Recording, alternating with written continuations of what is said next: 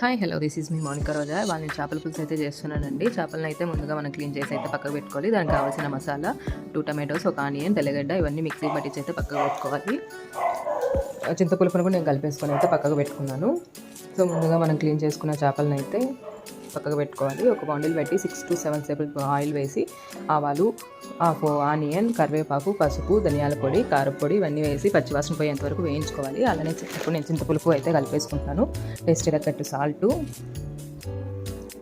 మామిడి ముక్కను ఎందుకు కట్ చేస్తానంటే లాస్ట్లో మామిడికాయ కూడా వేసానండి, చాలా టేస్టీగా ఉంటుంది.